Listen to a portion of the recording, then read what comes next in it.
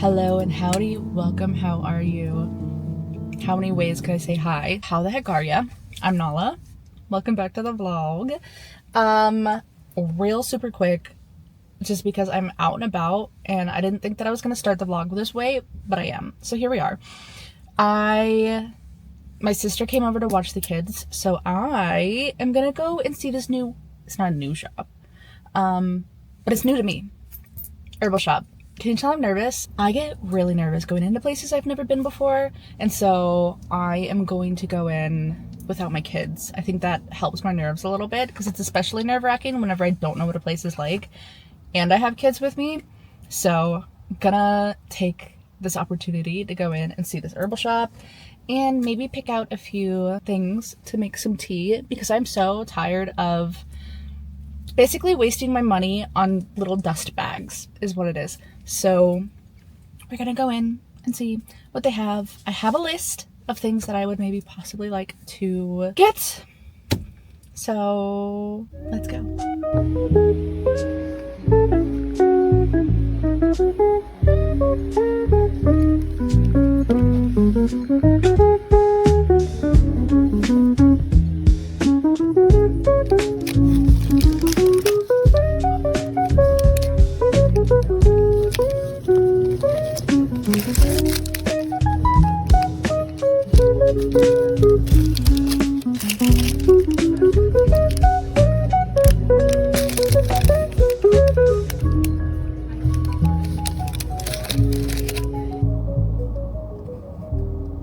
Okay, so that was everything that I could have wanted and more.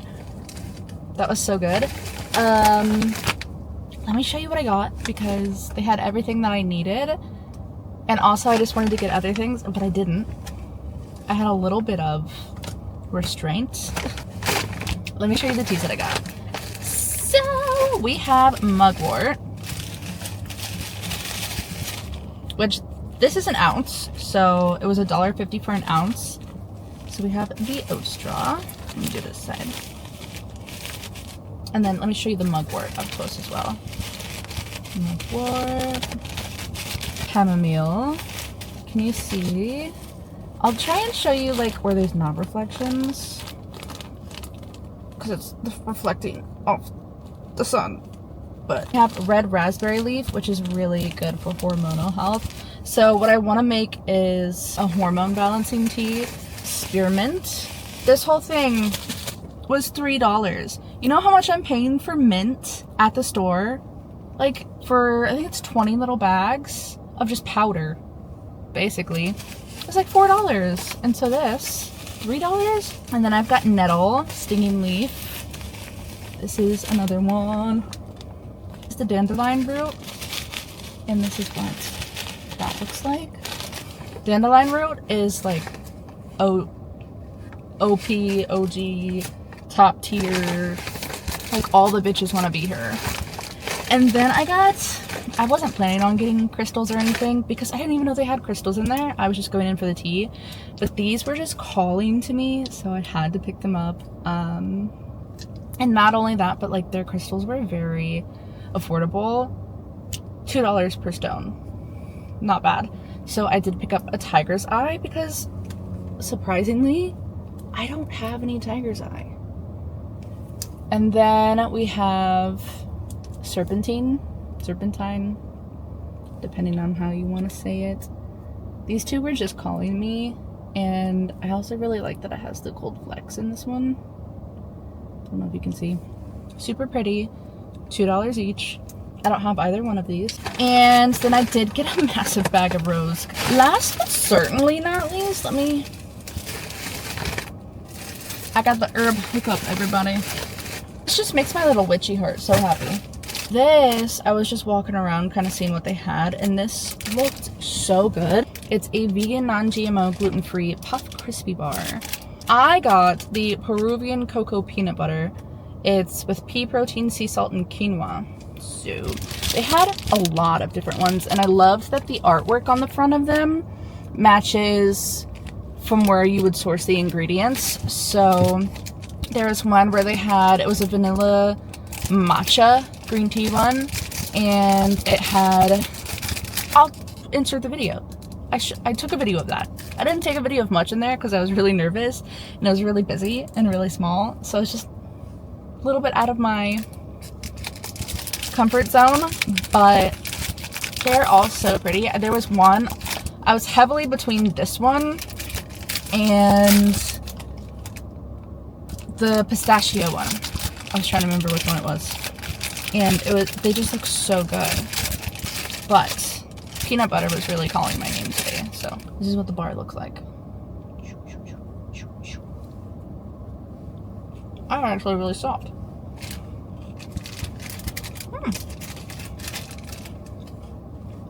Delightful. The girl who was ringing me up said that these were really, really good. And she's not wrong. Not one bit. I'm just gonna finish this, and then we're gonna go into Aldi's, because I just have a few grocery items that I need to pick up. It's just like my weekly grocery run. I've got my bags. This one's really cute. It's got cowboy boots all over it. And then, oh, I brought my strawberry one. I thought this was my cowboy cat one, but no, strawberries. So, alright, I'm going to go in now. Come on, let's go.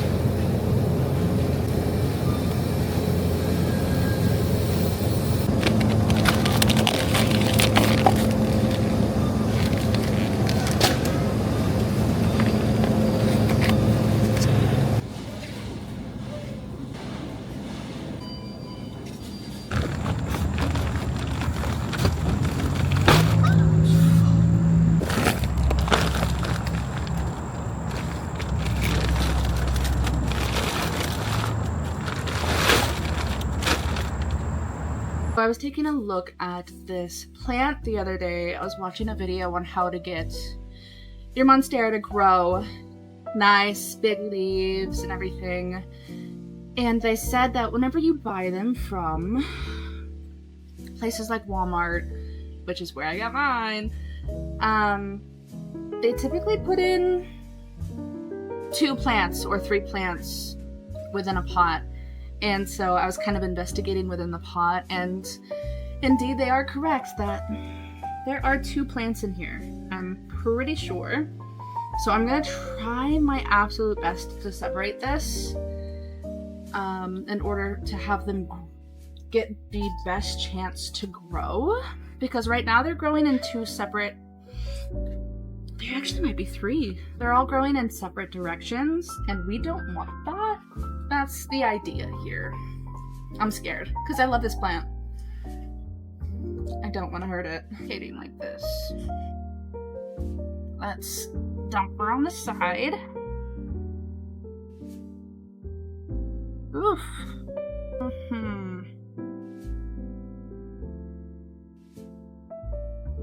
Try and break this up as best as possible.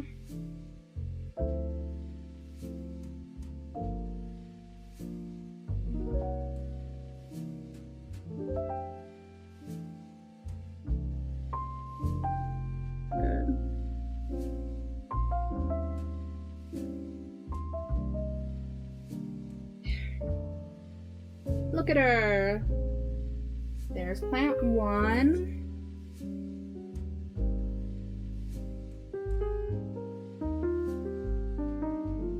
There. Wow. Yeah. That explains so much.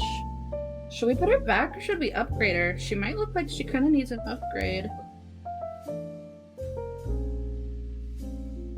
Is this bigger?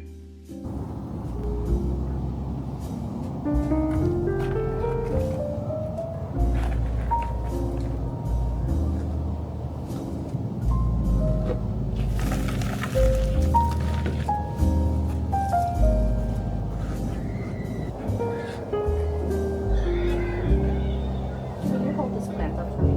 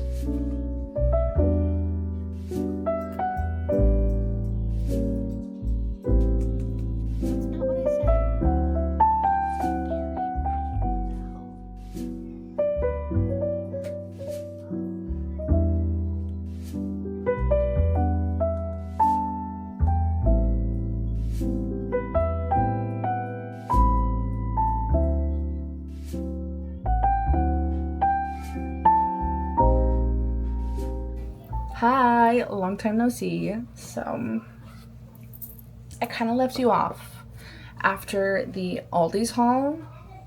That was last week. I'm so sorry. But I just got back from the library, and so I have some books to show you. My birthday is this month, and so I'm very excited. I got some author mail, and it just feels like a little birthday present. Like an unexpected birthday present to me right now, and I just love that. So, but we're going to talk about the books that I have checked out from the library physically. Rapid fire, kind of. In the Company of Witches, it is a mystery kind of whodunit with witches in this small town. They run a bed and breakfast. Somebody ends up dead within their bed and breakfast, and they are trying to figure out who it is. And it's like the perfect blend of mystery, magic, and mayhem. So a lot of this is like a staple that a lot of people say that you should read during the fall time. We have Witch King by Martha Wells, and I last year read All Systems Red by Martha Wells, which is a sci-fi about this robot who is kind of like a little companion for this scientific crew, and they've have like communication errors, and there's like these aliens that it's like a lot. So I only read the first one, but I did enjoy it. However, I feel like Martha Wells fantasy and I could vibe really well. I don't know anything that this book is about, but I just know that I really enjoyed it. And there's also a quote back here from N.K. Jemisin, which says it's good. And I don't know, it just kind of seems like interesting. I don't know a lot about this one. I don't know a lot about a ton of these, but you know, I like to go in kind of blind with these books. So the next one is The Book of Doors. I'm gonna say it so much. I heard this, I heard that. I have so little time to read that I just want to know that the books that I'm going into are going to be something that I really love or might enjoy. I don't want to waste my time reading things that I don't want to get invested, you know, into things that I'm not going to like. So I do rely on reviews pretty heavy. Although I don't know like the plot of these books, I do like get the vibe from them out of reviews. Okay. And then we have A Discovery of Witches, and I did get this book from the library like 3 weeks ago, 6 weeks ago, 6 weeks ago, something like that. I picked it up. I wasn't quite ready for it. I've been waiting for the audiobook, but then my checkout time ran out because I get about 6 weeks. So checkout time ran out, so I had to return it.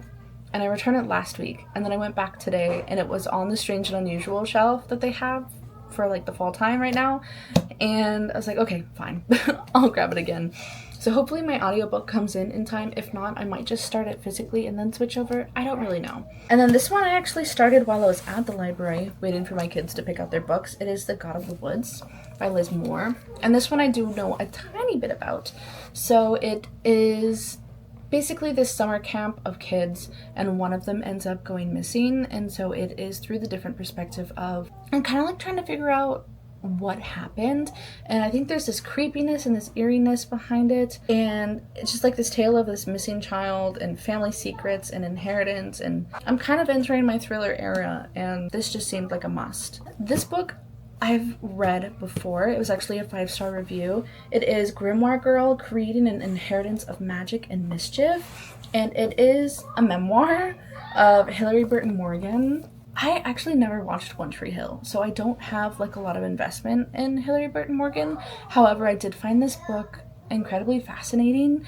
It's not just a memoir, but it is sort of a inspiration in a way of creating magic within your life and your home. And she has rituals and spell work in here, and just she has like a list of books and stuff in here that are good references and things that you should read if you are interested in. It's got like candle magic, potions, love spells, altars, and she takes you kind of like on this journey through her life and her journey of really coming into who she is. And I just thought that it was really inspiring to kind of have like that older role model, to kind of see somebody modeling their life how you kind of want to live yours, you know. I actually want a physical copy of that of my own, but yeah, there's like PDFs and stuff in there that I didn't get to see, and so it's nice to have that stuff in my hands and kind of reference that.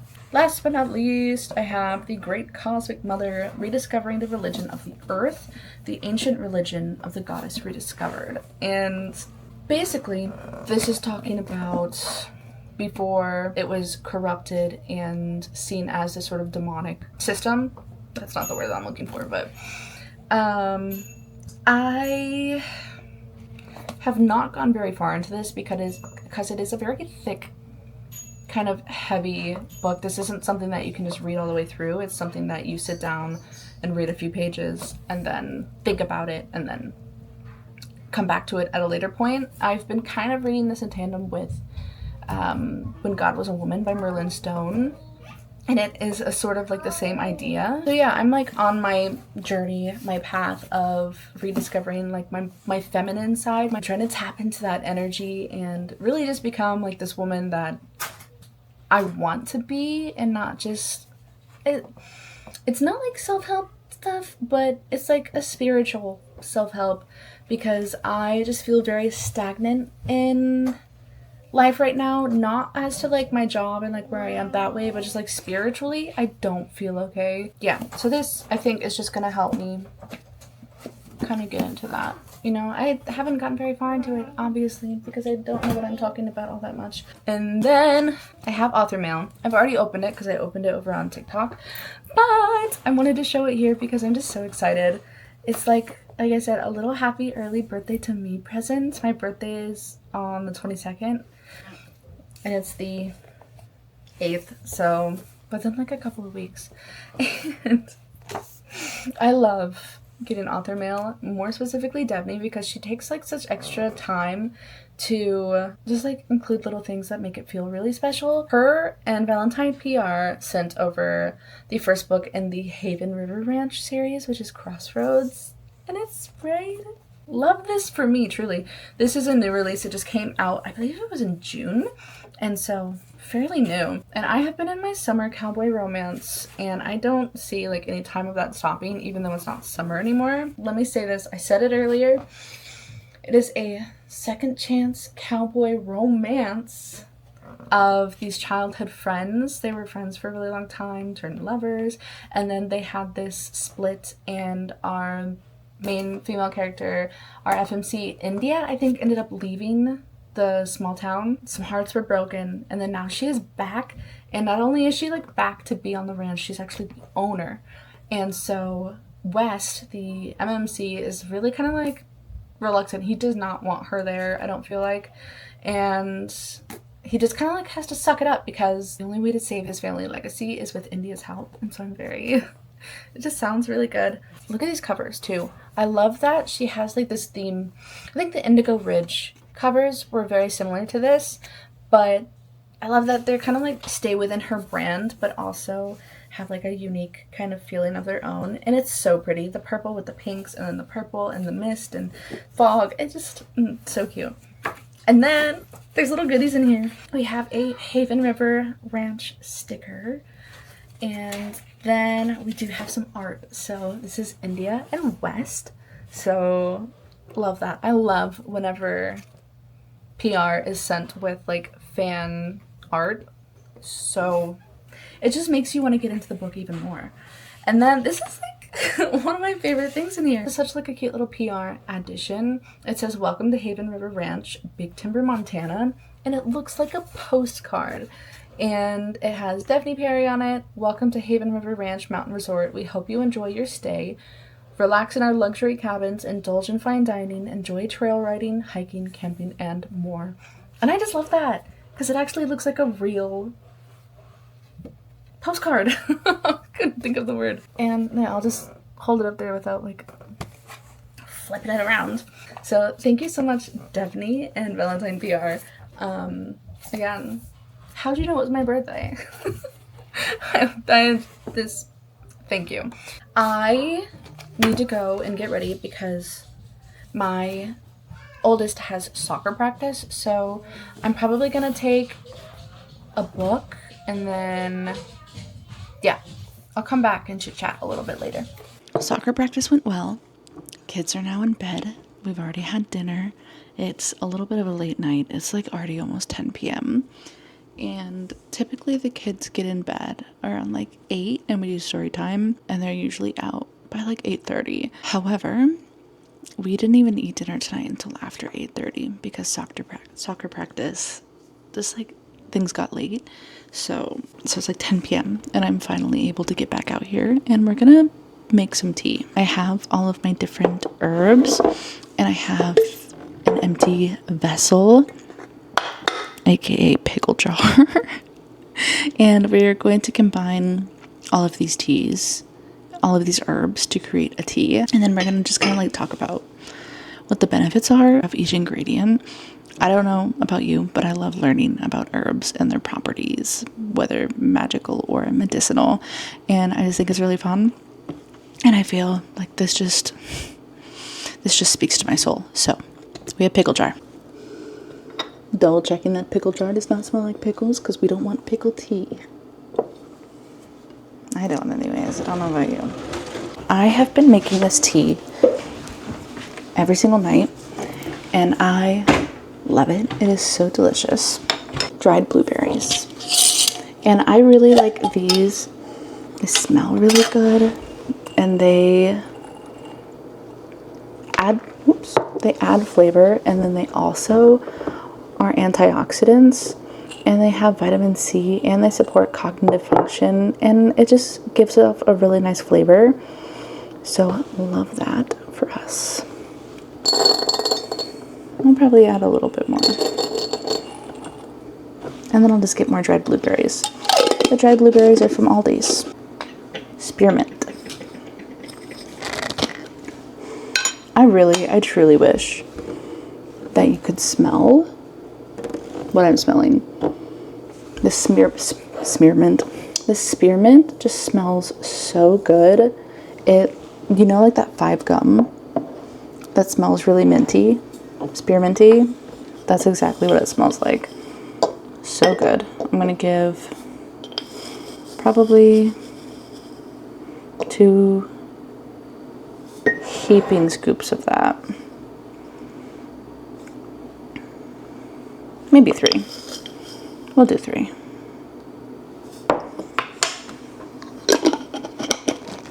I was about to smell the jar. For spearmint, it helps with the digestive support and hormonal balance, and it reduces androgen. Ask me what that is. I don't know yet.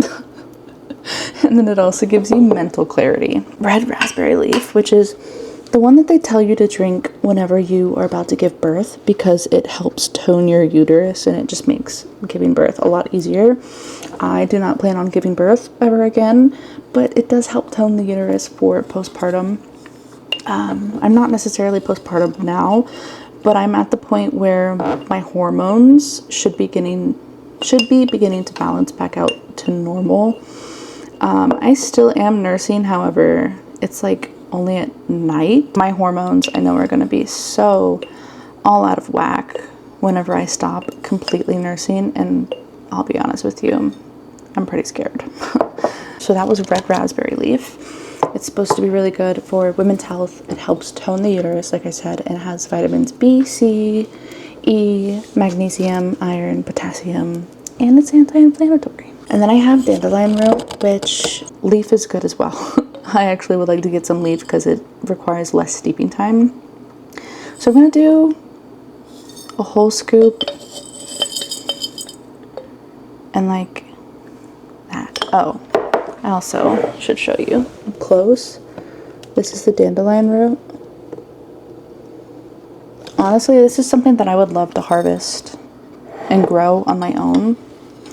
I feel like that would be really easy, and then get a dehydrator and dehydrate it myself. Dandelion root is good for liver detox, diuretic properties, so it eliminates excess water and supports kidney health.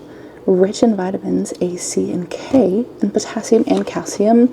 And the thing with the dandelion root is, because it is removing the excess water, it's gonna make you have to pee a lot more often, so it's really important to stay really hydrated whenever you drink that. Next, I'm sure everybody knows, is chamomile.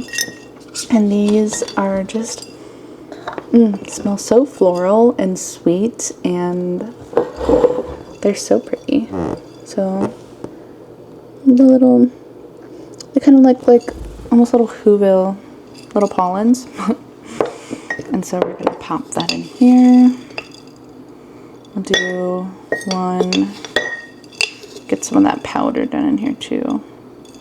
2, and the 3. The chamomile is obviously calming, it's good for sleep aid, it's digestive support, and it's good for bloating and gas. And then we're gonna use, it's a lot, I know, but the benefits. Nettle stinging leaf, which is very, very nutrient rich. It's one of those herbs that are more so packs a punch with the nutrients that it gives. And so we're gonna do, I might do 4 scoops of nettle if we're being honest. But the nettle is, like I said, nutrient rich, and it has vitamins A, C, I think this is 4, K, B, and it has minerals like magnesium and iron and calcium. It's anti-inflammatory, and it also benefits your joint and muscle health, and it also gives allergy relief. So it's just like a really great base to any tea, really. Oat straw, which this one literally smells like whenever I go to my grandparents' barn and they have all the hay. It's, see, can you see it? Yeah, there we go. Literally oat straw, but incredibly powerful. So it helps with the nervous system, and then it reduces stress and anxiety, which, girl, we all know I need. And then it also helps with energy and stamina and bone health, and it's really rich in calcium and silicas. So really good for all of that, super beneficial. And then lastly, the thing that's going to go in here is rose petal. I know this is a lot, like a lot of stuff that's going in here, but I, you know what, need all the benefits that I can get. So with the rose, I'm just going to go ahead and go through and take out all the little buds. I just want the petals. Do a little bit of this motion. leave the pollen in there. That little center I want to leave, so I rub that off. So rose petal acts as a mood enhancer, and it's really good for skin health and antioxidants. It has vitamin C, it's digestive aid, and it helps with constipation as well, which I don't know about you, but I definitely need some help in that department. You've got those two people in a relationship. There's one person who literally goes like 3 times a day. They marry the person that literally goes like maybe 3 times in a week. So that's our dynamic. I think next summer, if I have a dehydrator, I would love to use the rose petals off of my rose bush and dehydrate them for teas and stuff, because I just think that it makes it that much more personal and you can put your intentions and stuff into it. We don't treat them with pesticides or anything, so it would be safe to consume. I just have always been kind of hesitant because it's very humid here in Georgia, so things don't necessarily dry very well. And honestly, I've just never tried it anyways, but I think that's something that I would really, really love to try. And I would add mugwort. However, mugwort is not good for if you are pregnant or trying to get pregnant or are nursing or anything. So I'm kind of steering clear of that for right now. But trust me, after I'm done nursing, I'm gonna drink that shit up. I'm gonna drink that shit up. So my birthday is this month, and I am turning the big 3-0. And to be honest, I've like, up until now, I've kind of just been like, yeah, whatever. I'll be 30. What is it? Another year. It's really not that big of a deal. However, like, one part of me is like, yeah, it's only 30. Like, 30 is the new 20. What is it people say? But also just like trying to take my health a little bit more seriously, because I've been pretty lax on like what I consume, daily exercise routines and stuff. And I feel like I really need to get into more of a better habit of, you know, waking up earlier. And it's not that I wake up super late, but I think waking up earlier with the sun would be more beneficial, and I could get a lot more done in a day. And I think just taking my health a little bit more seriously would be really beneficial for me, not only physically but mentally too, because I hate like waking up so late and then feeling like I've wasted all of my morning and just trying to catch up with the rest of the day and the kids and stuff. So now that we've got this lovely layering of tea, how pretty. I'm just gonna pop that baby on and give her a little shakeroonie. So pretty. Look.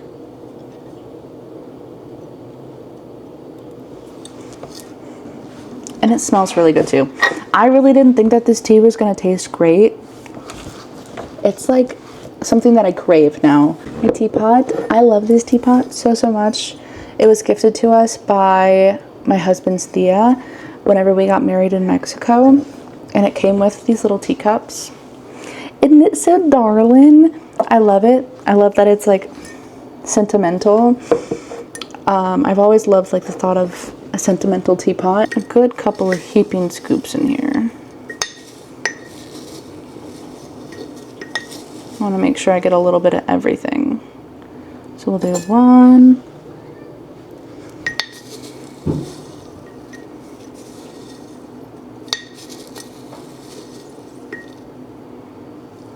2. Yeah, that seems good. So once my kettle is up to a boil, I am going to pour it over this, probably about to like right here, and let it steep for 20 minutes. Typically, like if you're just drinking like a normal cup of tea, you steep it for 3 to 5 minutes, but because I have that dandelion root in there, and also because I want more medicinal properties from this and not just taste, I am going to let it brew for a lot longer, just to really get all the benefits from that. So let's go ahead and put the teas back away on my cabinet, and we can go hang out for some time while the tea steeps.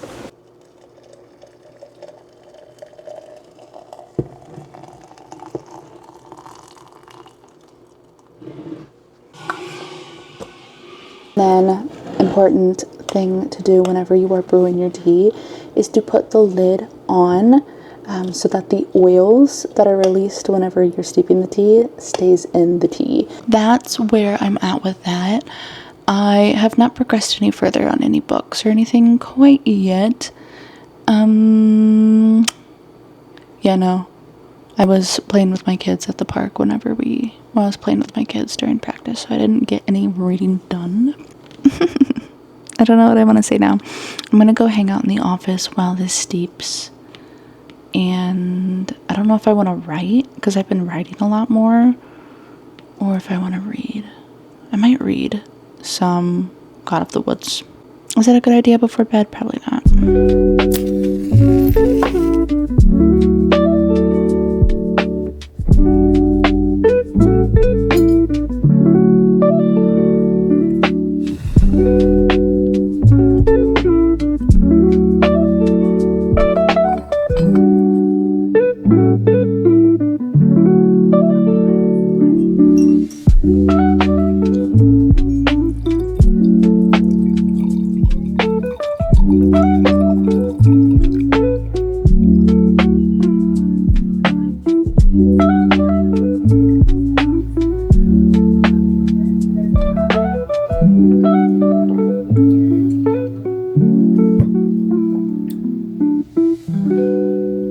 It's just so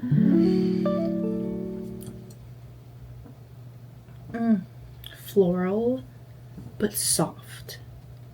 There's no bitterness to it at all. It's so good. Nice, that was like all of it. And you can see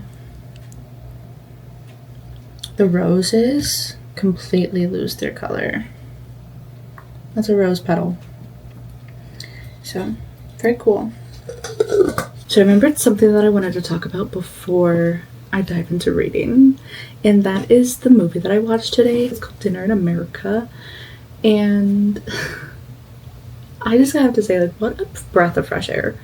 Completely, truly, because in a world where there's just remake after remakes and shows after books, movies after books, like, that's all fun and games. These characters are so quirky, and I feel like Simon would punch me in the face for calling him quirky, but he is quirky in his own way. It's like a weird girl movie, and I loved every freaking bit of it, and it was just so fun. Whenever they like left the dinner at his parents' house, and she asked him like that question of like, do you think that I am? And he said, never, ever think like that. And like, it was so sweet. Romance truly well and alive. And if he wanted to, he would. If he wanted to, he would grab his friend's truck and show up at your enemy's track meet with a little mini baseball bat and beat them up and strip them naked and put them in. You just need to watch the movie. It's truly like an experience. Different, and I loved it. I loved every bit of it. It was, at first I was like, this is kind of weird, but it's so weird in a good way. No, it's not a humor for everybody, that's for sure. I think if my mom were to watch it, she'd be like, what the fuck? You know what? What is that movie, that show? The one where, like, he's, like, incredibly aggressive? It starts with a W. Wayne. Yeah, that's who Simon reminds me of, is Wayne. Just, like, very disturbed in a way, and has rage coursing through his veins. In that kind of way, like, fuck the world. Honestly, that kind of makes me want to watch Wayne again. I have been having such an incredibly hard time feeling like I want to get myself emotionally invested in characters or shows or anything.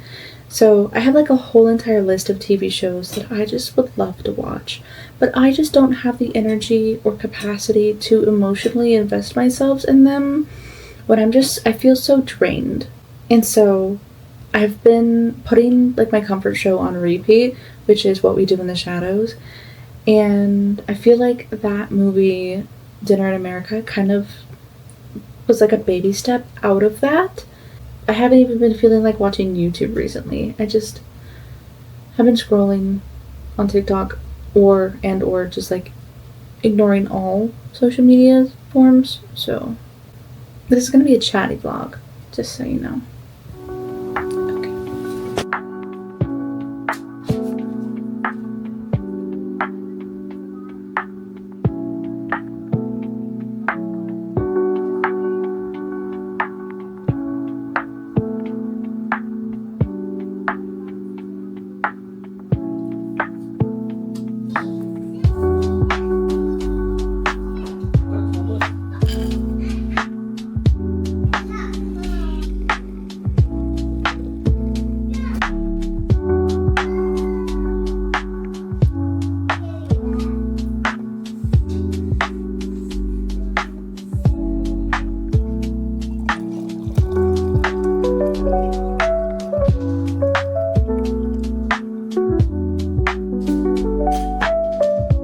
So I talked to you last night, and I wanted to give you a little bit of an update on The God of the Woods, where I'm at with it, what my thoughts are currently, while I sip some of my tea. So, with The God of the Woods, I am about 40% of the way through, and I don't know how I'm feeling about it right now. Because I don't know why in my mind I thought maybe it had a little bit of like magical realism to it or something, or more of like a horror kind of aspect, more suspenseful, more creepiness, more unsettling kind of aspects to the book. But as of right now, there's nothing that's been, I mean, aside from missing children, there's nothing that's been like, wow, that's crazy to me. There's a lot of characters that we have to keep up with. There's so many different POVs. I think I saw Chanel. She said something like, everybody gets their airtime with this book, and that is not wrong. I want to say that we are seeing this through the perspective of like 7 or 8 different people. I could be wrong. That might be exaggerated a little bit. I'm not entirely sure. But it is a lot of people to keep up with and trying to get yourself really emotionally invested in them. And I could be heartless. Or it could just be the fact that like I said earlier, yesterday, that I'm just having a hard time having the energy emotionally investing myself in characters. And so like, obviously it's sad that there's a missing child, 2 missing children. They each definitely have their own voice. I think that the writing is really good, but the story itself is just not really compelling me. It's more of a literary fiction style kind of book where it is more so about the human conditioning and about how the human mind works and experiences in that sort of way. Yeah, whenever I initially picked up this book, I thought it was going to be something more along the lines of, this creature in the woods that took a child, and it's like creepy, you know what I mean? So I am going to continue on with it. I am listening to it with audiobook through Spotify, and the narrator does a fantastic job, I think. I'm not entirely sure who the narrator is, but she's doing a really, really good job. And the writing is really good. I think that Liz Moore does a really good job of really getting these characters' voices set, and she's good at intertwining the stories with the different timelines really well, so they line up accurately and in ways that make sense. But it's just not something that I'm like on the edge of my seat with, which is what I need right now, because I am fighting off a book slump so hard. I need something that's going to grip me and really pull me in and remind me why I love reading so much. Unfortunately, this isn't doing that, but I will continue with it. I did pick up a couple of other books. I literally have just started them, so don't expect me to know anything about them at this point. This is the one I just downloaded it. It is called Fairytale, and this is a chonker, but maybe that's what I need. It's gothic, it's horror, it's fantasy. I don't know if it's fae, but it does have magic. And there's quite a few trigger warnings to it, and I don't know what it's about at all, but everybody who reads it says this is an absolute must read, but I can't tell you anything about it because it will spoil the book. So that's where I'm at with that. Got the prologue, and I'm about a couple other pages in. 1% of the way in. This is on Kindle 770 pages long. So, chunky read, but I think it'll be well worth it. 3 time periods, 3 timelines, I guess I should say. And so there's a lot of information. The author writes in the author's note that you probably shouldn't skim or anything because you will miss some information, and to like really take your time with it. And there's also really heavy topics in it. Within literally the prologue, there's already some heavy topics, and yeah, that's where I'm at. I had a pretty chill day today. I don't really feel like I did anything vlog worthy, which is why I didn't pick up the camera. I kind of just cleaned up my house and prepped for AT&T guy to come out today because we got fiber. Sick. I've had Spectrum for the last 3 years, and like they were just crazy overpriced for what we were getting. I think we were getting like 70 megabytes per second whenever we were paying for like 500. So, and then our upload was literally 9. So now we have AT&T fiber, and we're getting, I think it was 486 upload, or 500, no, it was up in the 600s if we're being real, like 630 something download, and then upload was also in the 600s, which is kind of crazy, saying that I literally had 9 as my upload. No wonder my YouTube videos literally take like 6 hours to upload. So that'll be a nice change, and maybe my internet, like my videos, will be able to upload faster, because that's just wild. So anywho, all right, I'm gonna get to reading, and I'll come back with an update, maybe possibly tonight.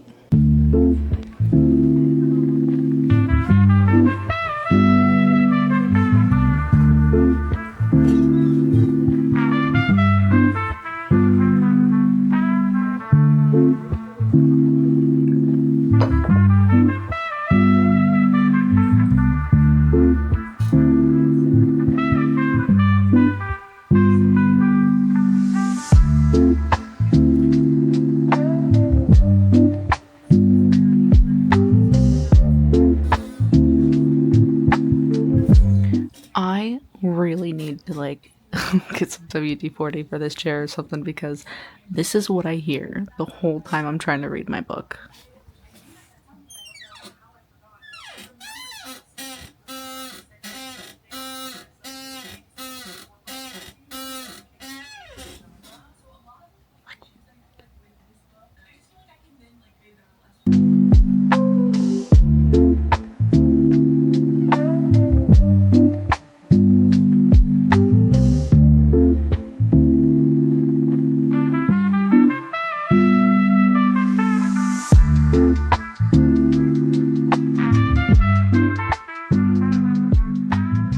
I haven't gotten incredibly further into either one of the stories. Well, I don't remember what percentage I was in the last time that I left you off with Fairy-Dale. I actually think that I was just starting it. So I am about 25% of the way in, which for an almost 1,000-page book, 700 pages on Kindle or something, that's a pretty substantial amount, I feel like. First, we're going to talk about the God of the Woods. So now that I have acclimated myself and really switched gears in my headspace, I do find myself, I am enjoying it a little bit more. Again, still listening to it through audiobook, and the narrator does a fantastic job.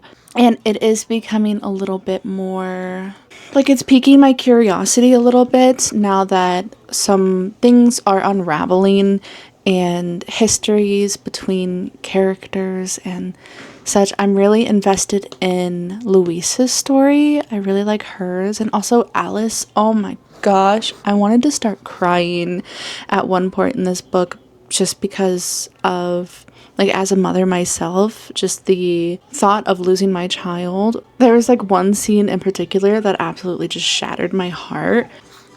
Hi. She's flashing back to moments whenever her son was first born, and just the attitude that the father has towards the mother, of her reacting to her motherly instincts, is just sickening. Anyone were to ever try and stop me from trying to hold my child as he called out for me, you can bet your ass I would claw my way through them. That is definitely interesting. I'm enjoying it a bit more now that I've switched that mindset.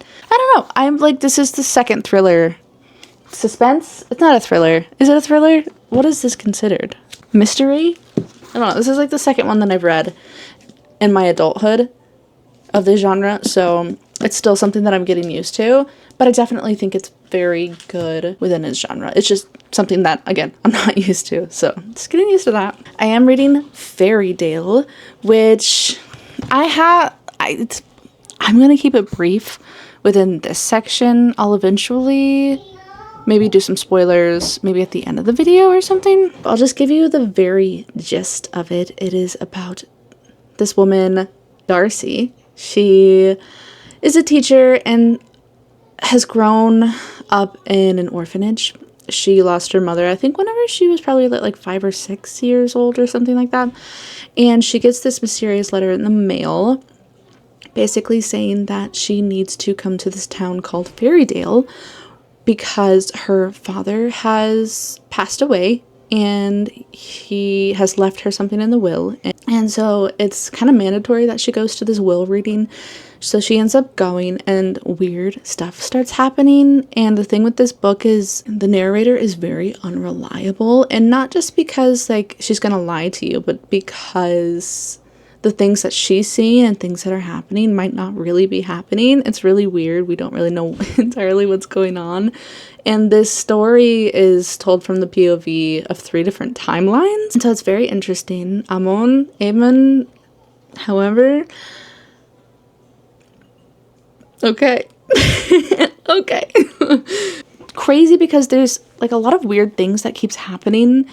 Like very crazy incidents, and the people within Fairydale just kind of like don't bat an eye at it as if this is just a normal thing. And these are things that you'd be questioning in normal day life, and I don't want to get too much into that because I don't want to tell you like what happens, but yeah. And then I'm also kind of confused with it though, because at the beginning of the book, Darcy is talking about how like she has some magic or something, I think, but so far as she's been in Fairydale, it has not been discussed or talked about at all. So something about a butterfly. No, that was the prologue. Yeah, I don't know. I'm just like very confused right now. It's very confusing. The like what's going on, what's considered normal, what's not. I'm kind of conflicted with how I feel about it right now because it's just a lot going on and like very in your face shocking moments. How I can already kind of guess like how our FMC and our MMC like what their relation is to each other. My curiosity is piqued. So it's not something that I want to put down just quite yet. It's just very long, kind of like really overwhelmingly long. And I hope it's not one of those situations where it's unnecessarily long. So we will see about that. Other things I've been working on recently is I've been trying to prep my personal planner system for a plan with me video. And I have been creating my own little inserts so that it works better for myself. So I am not gonna like go into like a whole thing right now because like I said, I do want to have like a sit down formal video, but I figured I would give you like a little sneak peek. So if that's something that you're interested in, then you can watch. So this is my system of what I've got going on now. I just bought this little personal A6 binder from Amazon, but this is what's working for me right now. First off, we have like the little intro, and first off we have like the little opening page, my little, what is this called, like acrylic sheet thing to protect all my pages. And then we have little cutesy things here, and this is my books I read in 2024. I'm a bit behind on it. I think I'm like over here on this part.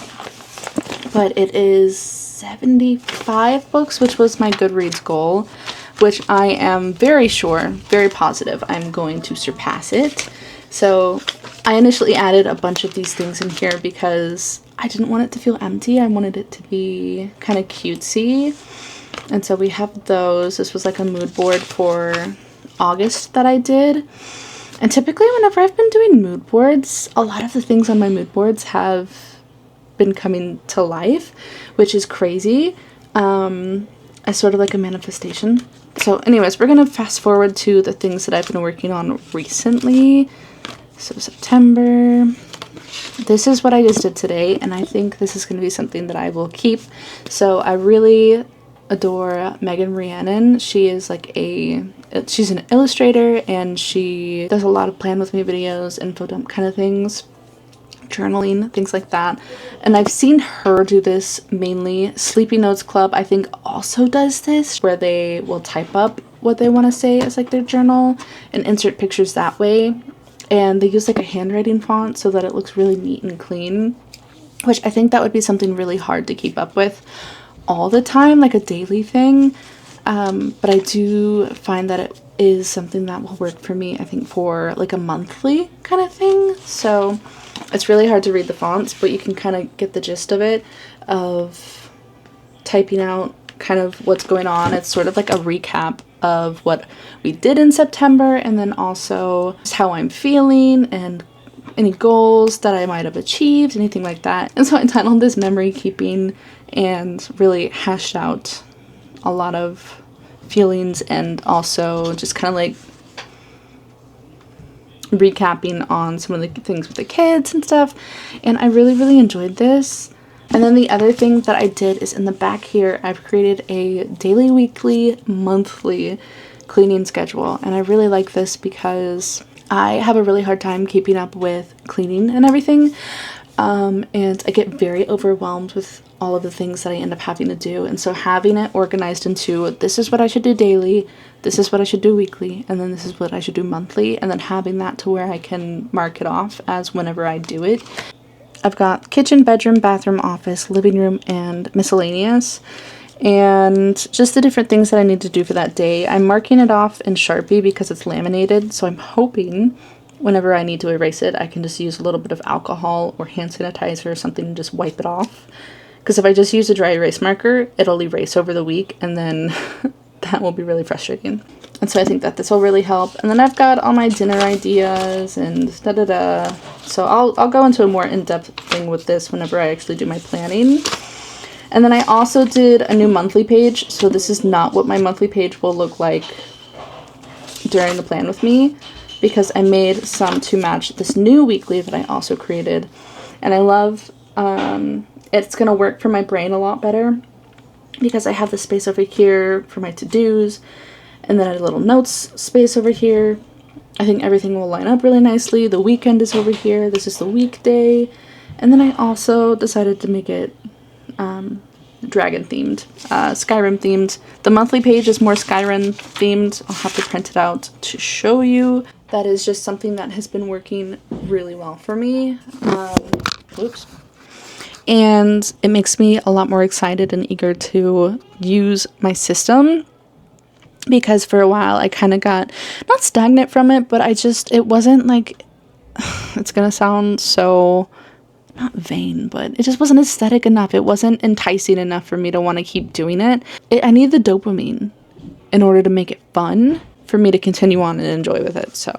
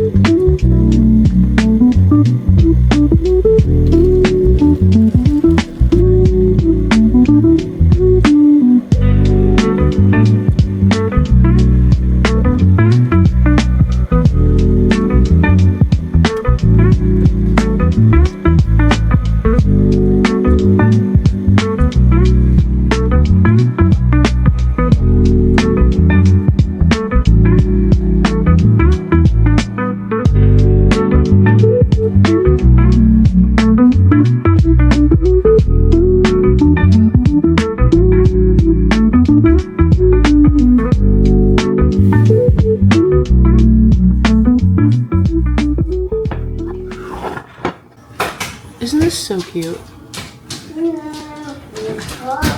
It's a cow with flowers.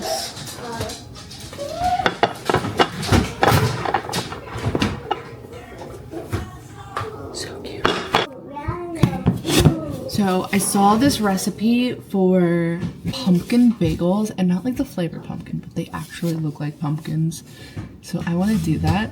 So I just started my sourdough bagel dough. It has to rise for majority of the day. So we'll come back later tonight and maybe shape some pumpkin bagels and surprise tickets for tomorrow morning.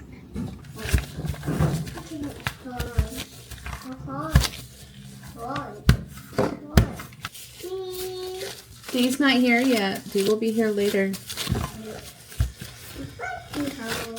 Not yet. I realized that I forgot to put the food coloring in, so hopefully I didn't just mess it all up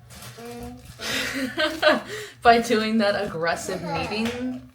It's only been like 2 hours that it's been sitting, so I don't feel like that should really bother it any.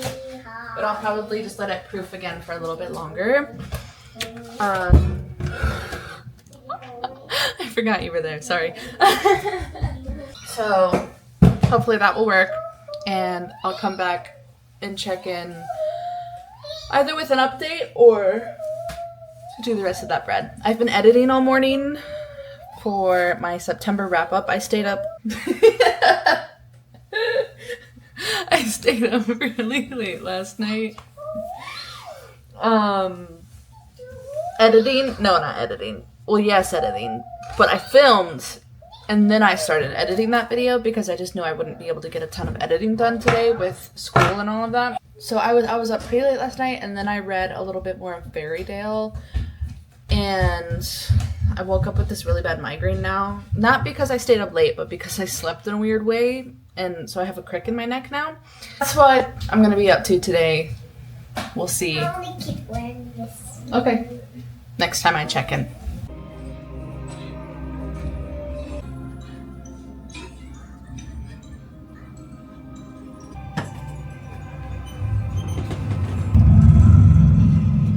I have my nighttime tea brewing, my little goddess tea concoction, and we're gonna go ahead and try and shape these bagels and make them look like pumpkins, and then let them rise for like another 30 to 40 minutes.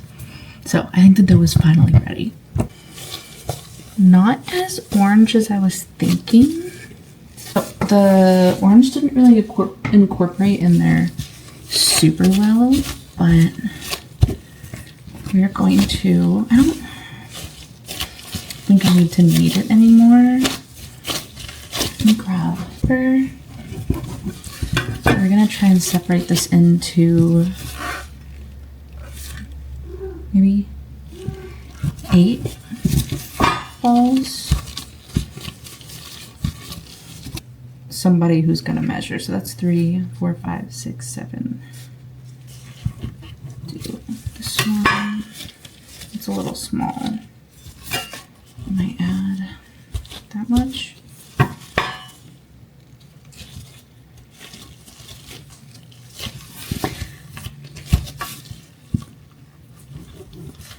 I don't know how forgiving this dough is. 1, 2, 3, 4, 5, 6.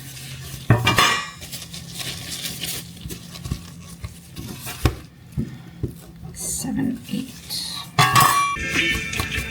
So we've got 6 bagels. I'm going to cover. And then we're going to do a little bit of this. And that's what she was doing. They're a little bit more marbly than I was thinking. They're not as orange as I was hoping.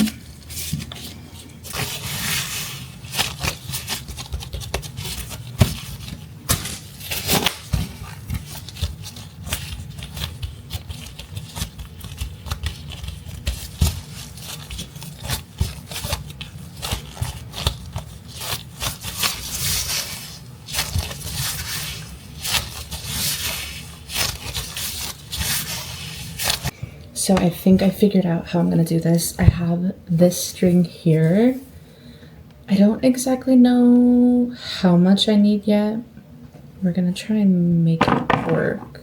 We're gonna guess. I'm pretty good at guessing. Our string, put it across here, and then flip the dough. Take it, bring the string up, tie it down just a little bit, and then cross it this way. Flip it again. Cross it again. I don't think I want to make it too tight. And then cross it one more time. And just like that. And then tie it off. And we've got ourselves a little pumpkin shape. And then I'm going to place that on the parchment paper.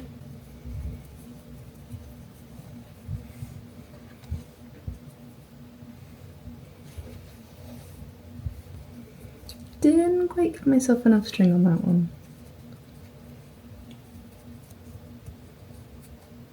It'll be fine.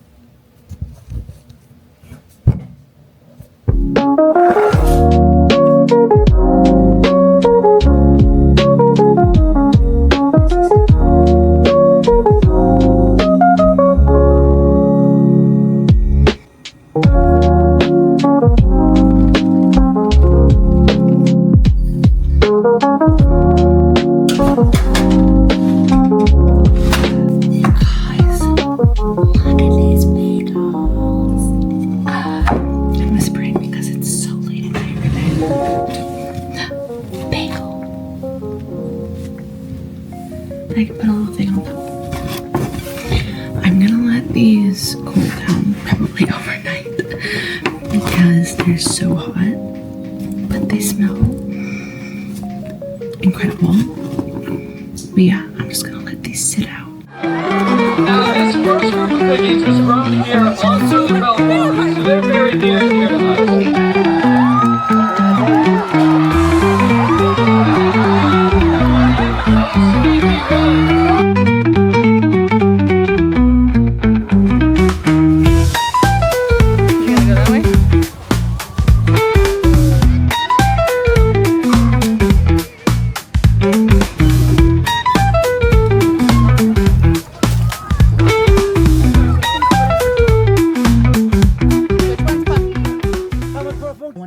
And give you a final update on the books that I was reading.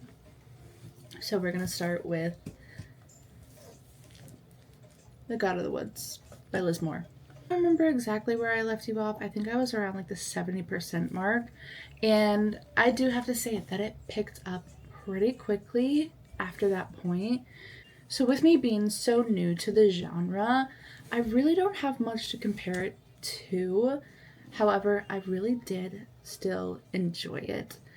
I don't know how much I would have enjoyed it if I had not listened to the audiobook, because it didn't get super creepy or super eerie to me, like not at all. It was more so just kind of like a literary fiction, understanding relationships between humans and sort of things like that. I didn't feel on the edge. I didn't feel any sort of suspense from it, so I didn't really get that thriller aspect of it, other than the fact that people were missing. I felt a bit of whiplash from the amount of different perspectives and time jumps in this. I could not sit here and tell you how the timelines worked out exactly, because the timelines jumped around so much within each perspective. So one of the perspectives is of the mother of the two children who had gone missing, and it jumps back all the way from whenever she was 17, 18 years old, meeting her to-be husband for the first time, and then it goes to before she gets pregnant, after she gets pregnant, after she has the baby, a couple years later, then forward again. It's like, it's all over the place, and that's just within that one perspective. And then we've got this perspective of Louise, who is a camp counselor there, and she ends up having this relationship with a guy who is a really close family friend within the family of the children who go missing. And it goes back and forth with her relationship with this guy and her relationship with her mother and her brother and the family dynamic between that and childhood memories, and it just really jumps around quite a bit. But with all of that said, I really don't see where any POVs could have been cut and still given this story the justice. And I find that all of the details really amount to becoming invested within the big picture of this story. I do think that it was really well done, and it had a satisfying outcome. I love that the author was able to weave in some of these really tiny, minuscule details that are seemingly insignificant details that a reader could overlook, and was able to tie them into the reveal. I think that that's a really telltale sign of an author really knows how their picture is going to pan out for the story. Overall, it's really fleshed out. Overall, I do recommend it, especially if you are either into the mystery thriller genre or if you want to get into it. Definitely recommend the audiobook. Super good. Narrator does a fantastic job of distinguishing each voice. And it is very, never at any point was I like, oh, who am I listening to again? Each voice was clearly distinct. By both the author and the narrator. Having so many perspectives, I think that was so important for them to be able to really define those voices. And I feel like it was really lacking on the creepy, eerie kind of situation, you know. As for the second book, Fairy Tale, I had to DNF. Unfortunately. It might be a soft DNF, but I got to the point with Fairy Tale where I was just like, things were starting to become repetitive, and I only made it, I think, 34% of the way in before I had to finally put it down, because this girl is basically getting gaslit by this entire town on what is happening.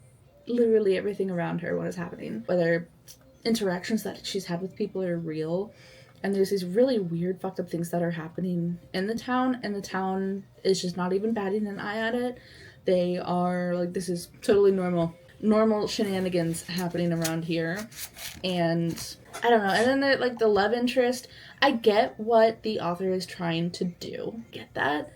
I just don't think it needs to be 1,000 pages or 700, 800 pages. For what she's doing. There's a lot of repetitiveness and situations in the mindset, this inner monologue that the FMC is having. The repetitiveness is just obnoxious, to be honest, to be quite frank. I like the idea. I really love Eamon. She keeps having these weird visions, hallucinations, things happening to her. She keeps having visions of this guy doing bad things to her, and she goes through all of these emotions, and then suddenly the guy's like, oh no, I didn't do that. And she's like, oh, okay, I'm just crazy. And then continues to trust him and live in his home. I might go back to it, but I might not. It's a maybe. So after that, I did move on to another book that I would like to talk about. So if you watched my werewolf romance video, I tried out this author, Juliet Cross, which was wild. Wolf Gone Wild. That's what her book was called. And I was a fan of the characters. I was a fan of her writing style, but I just was kind of irked about, I guess, certain choices that the character had made. Without going into too much detail, I just didn't vibe with that particularly. But I did pick up the Wraith King. The cover, spectacular. I love the cover, and I actually really enjoyed the story. So because I enjoyed a lot of aspects of Juliet Cross's books, I wanted to give it another try in my genre that I love so much, which is fantasy. And so it's been a while since I've read a good smutty fae book, and it delivered exactly what I needed, and I have a lot of notes on it. So basically, we start off in this world where you have the light fae and the dark fae, and there's different courts. They're not courts, but different types of fae. So I guess they would be courts. There's the shadow fae, the beast fae. There's two more other ones on the dark side. And then you have the light fae, which I don't think we learned about any other types of fae other than the light fae. think it's just a light fae and then a bunch of different types of dark. That's what I gained from that, but I'm sure there's more. And so basically we have this princess of the light fae and then the prince of the dark fae, and it has been prophesized that the dark fae prince would rise up and usurp his father's throne, because his father is very kind of like unruly and very vulgar and just wants to incite war and just off everyone. Very terrible person. Like, offs his wives. It's just, like, not a great king. So, it's been prophesized that the son would usurp him, unalive him, and then take they call it a Mizra. Basically, she is the woman that he will conceive an heir with. And it is a very high honor. So, in the very beginning, we meet this Fae Light Princess. Light Princess? And she has actually crossed over into their border and been taken, not hostage because they don't plan on giving her back. They were just gonna her, and so she's in these dungeons, and then the dark fae sees her and is like, I need to save her. I have this feeling inside of me that I feel like I need to save her.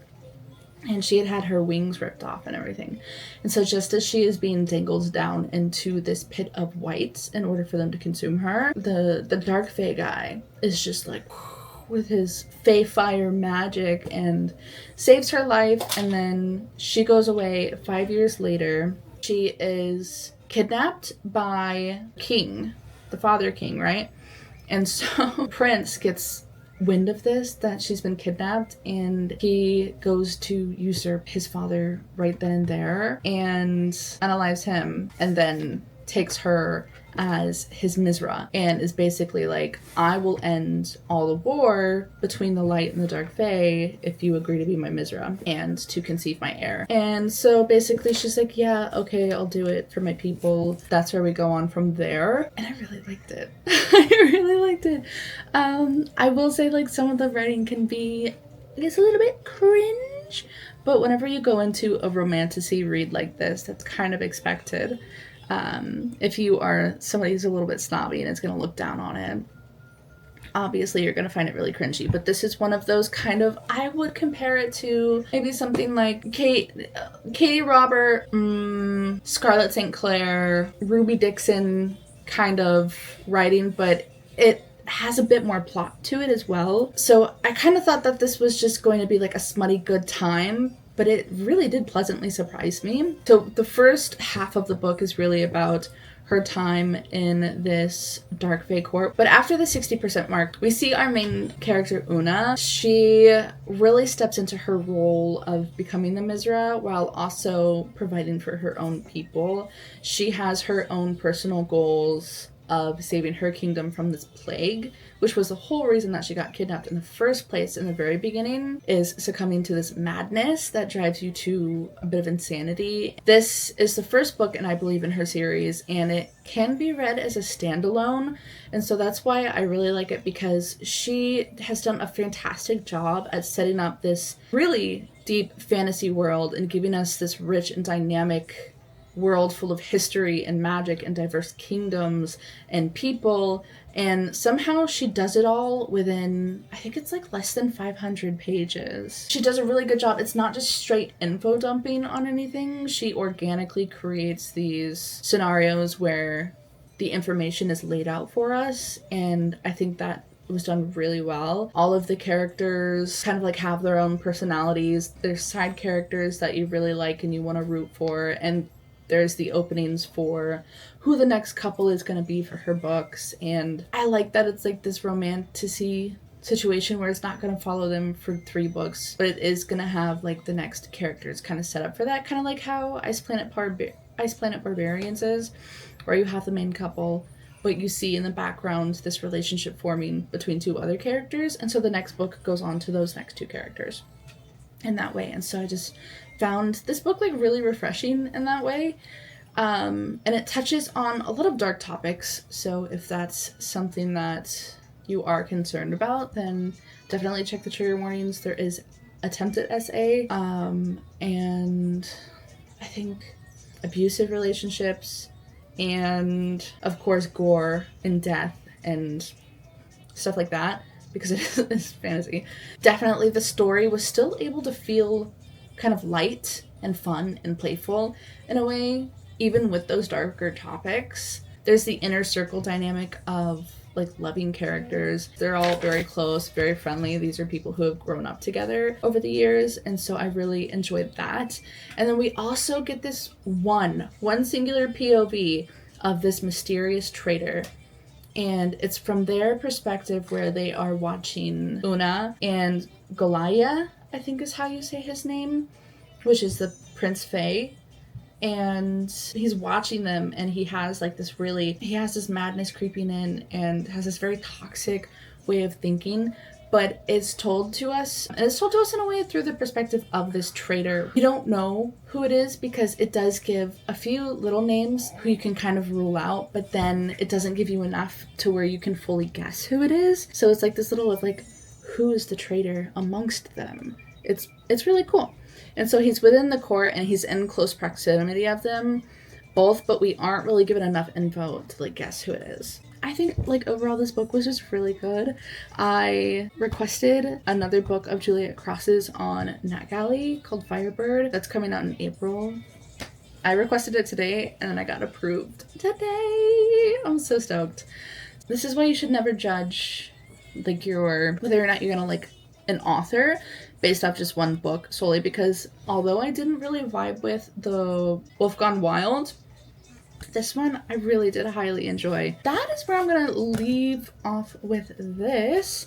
I'm already in like the midst of filming my birthday vlog. My birthday was like 2 days ago. I already have the rest of the video edited. I literally just needed to finish this clip, but I've been putting it off. I just knew I needed to not put it off anymore. So yeah, I hope that you have a wonderful rest of your day and have a happy Halloween. I probably won't have my birthday vlog up before Halloween, so happy Halloween, happy spooky season, happy Samhain, all that jazz, and have a nice little treat for me. Okay, I love you so much.